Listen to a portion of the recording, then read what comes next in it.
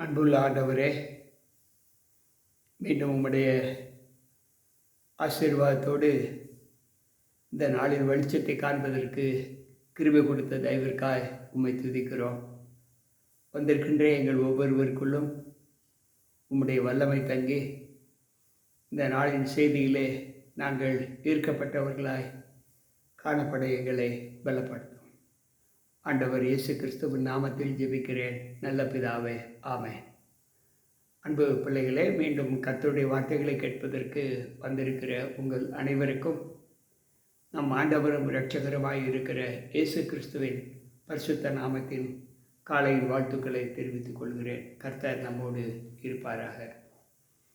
இந்த நாளிலும் தேவ செய்திக்குள்ளாய் நாம் கடந்து செல்வதற்கு தெரிந்து கொள்ளப்பட்ட சத்திய வார்த்தை நீதிமொழிகளின் புத்தகம் 24வது அதிகாரம் 16வது வசனம். நீதிமான் 7 தரம் விழுந்தாலும் திரும்பவும் எழுந்திருப்பார், துன்மார்க்கரோ தீங்கிலே இடருன்று கிடப்பார்கள். ஆண்டவர் சொல்லுகிறார், நீதிமான் 7 தரம் விழுந்தாலும் அவன் எழுந்திருப்பான் என்று ஆண்டவர் சொல்லுகிறார். அப்படி என்றால் நீதிமானுக்கு விழுகை இருக்காது என்று வேதம் சொல்லவில்லை. நீதிமானும் விழுகிற அனுபவத்தோடு வாழக்கூடிய சூழ்நிலை உருவாகும் என்று ஆண்டவர் சொல்லுகிறார். அப்படி நீதிமான் தன்னுடைய விழுகையிலே அவன் காணப்பட்டாலும் அவனுக்கு எழுவதற்கான பலத்தை ஆண்டவர் கொடுப்பேன் என்று வாக்கு கொடுக்கிறார். எப்படி என்றால், தேவ சமூகம் நம்மை எப்படி தேவனுக்குள் பலப்படுத்துகிறது என்பதை யோசித்து பார்ப்போம். ஆண்டவர் சொல்லுகிறார், 6 இக்கட்டுகளுக்கு உம்மை நீங்களாக்குவார், 7வதிலும் பொல்லாப்பு உம்மை தொடராது என்று சொல்லுகிறார். யோபு 5:19 சொல்லுகிறார், நீ 6 முறை விழுந்தாலும் அல்லது 7 முறை விழுந்தாலும் அது அந்த தீங்கு உன்னை தொடராது என்று ஆண்டவர் சொல்லுகிறார். எனக்கு பிரியமான தேவ பிள்ளைகளே, இன்றைக்கு தீங்கிலிருந்து விடுவதற்கான பலத்தை நம்மிலே ஆண்டவர் எப்படியெல்லாம் நமக்கு கொடுத்து கொண்டு இருக்கிறார் என்பதை யோசித்து பார்ப்போம்.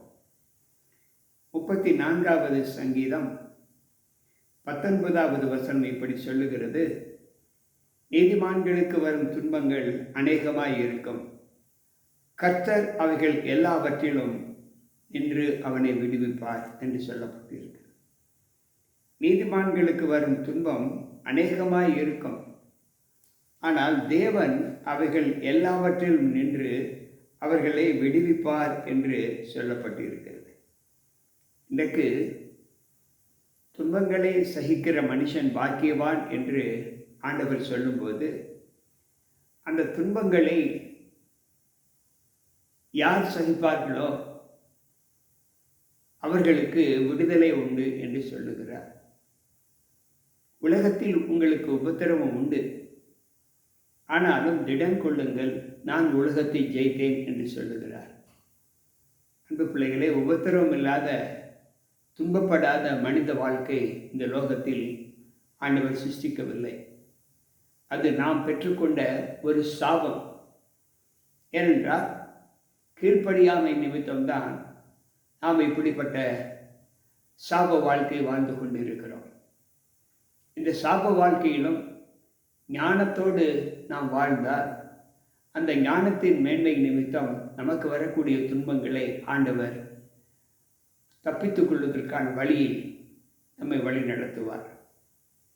37வது சங்கீதம் 24வது வசனம் சொல்லுகிறது, நீதிமான் விழுந்தாலும் அவன் தள்ளுண்டு போவதில்லை, கர்த்தர் தமது வலது கையினால் அவனை தாங்குகிறார் என்று சொல்லப்பட்டிருக்கிறது.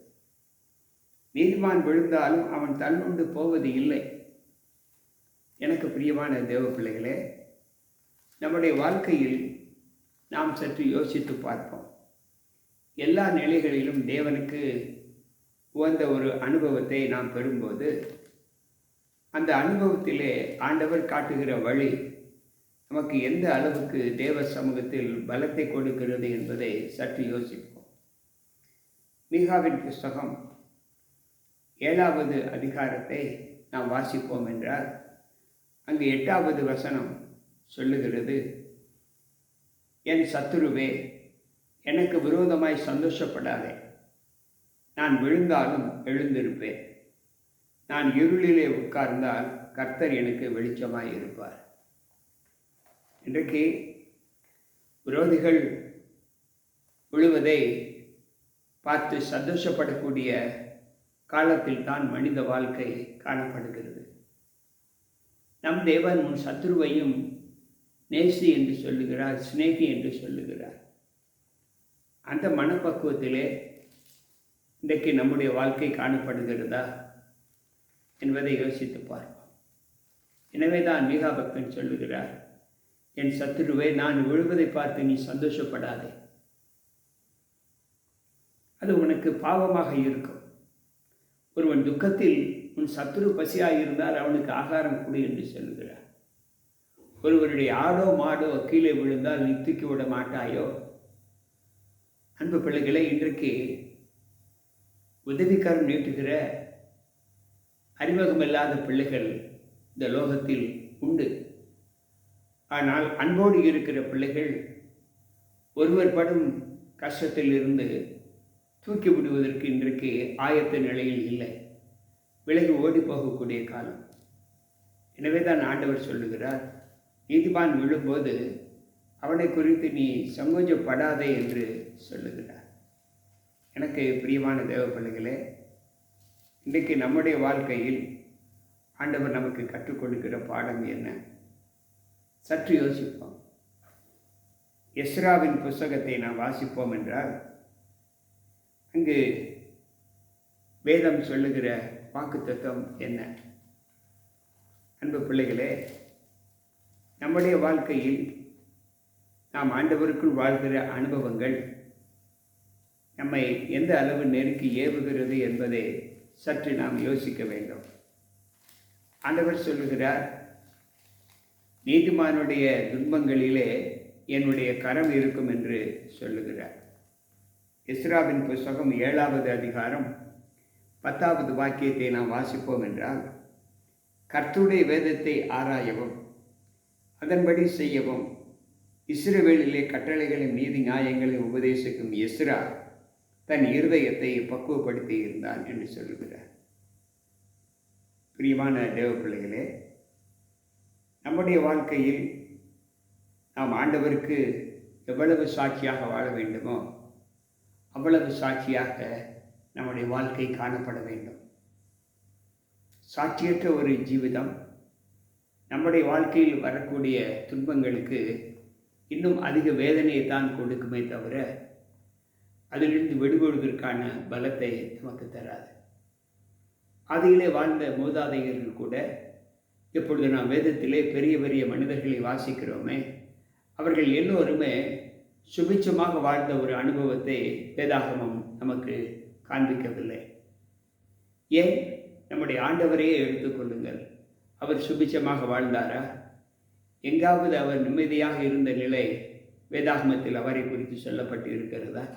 மனுஷகுமாரனுக்கு தலை சாய்க்க இடமில்லை என்று ஆண்டவர் சொல்லுகிறார்.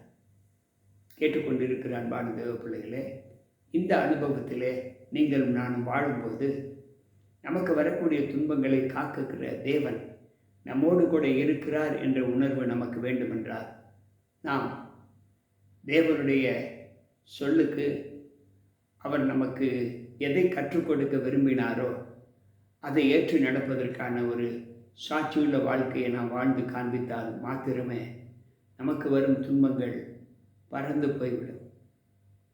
நம்மை நிந்திக்கிறவர்களை நாம் காண மாட்டோம். நம்மை துன்பப்படுத்துகிற பிள்ளைகளுடைய ஆங்காரங்கள் நம் மீது விழாது என்று ஆண்டவர் சொல்லுகிறார்.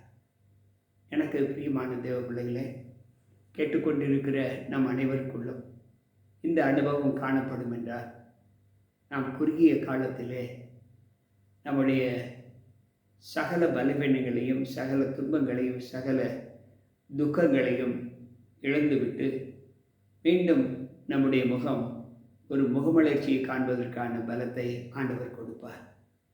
எனவே சத்தியம் நமக்குள் இருக்கிறது. சத்தியத்தின் பாதைகளில் நடப்பதற்கான போதனையை நம் தேவன் நமக்கு கொடுத்து கொண்டு இருக்கிறார். எனவே எதை குறித்தும் நாம் கவலையற்றவர்களாய் நன்மை செய்வதிலே, தேவனுடைய வேதத்தை பின்பற்றி நடப்பதிலே நம்முடைய வாழ்க்கை தொடர தேவ சமூகத்தில் நம்ம எப்போ கொடுப்போமா? வாருங்கள் ஜெபிப்போம். அன்பு ஆண்டவரே, உம்முடைய வார்த்தைகளை கேட்டுக்கொண்டிருக்கிற எங்கள் ஒவ்வொருவருக்குள்ளும் உம்முடைய கிருபையின் கரம் இருந்து பாதுகாத்து நாங்கள் உமக்கு மிகுந்த அனுபவத்தோடு எங்களுடைய வாழ்க்கையில் வாழ்ந்து காண்பிக்க எங்களை பலப்படுத்தும். இந்த சிறிய ஆலோசனையிலே ஆண்டவரே, இன்றைக்கு நாங்கள் வாழ்ந்து காண்பிக்க எங்களை உம்முடைய கருத்தில் ஒப்புக் கொடுக்கிறோம். உத்தரவாதத்தோடு இந்த நாளின் சப்தத்தை நாங்கள் கேட்டு நடக்க எங்களை பலப்படுத்தும். மீட்பர் இயேசு கிறிஸ்துவின் நாமத்தில் ஜெபிக்கிறேன் நல்ல பிதாவே, ஆமென். அன்பானவர்களே, மீண்டும் கர்த்தருடைய வார்த்தைகளோடு நாளை சந்திப்போம். கர்த்தர் உங்கள் அனைவரையும் பலப்படுத்தி ஆசீர்வதிப்பாராக. உங்கள் போதகர் ஜி.கே. ராபர்ட்.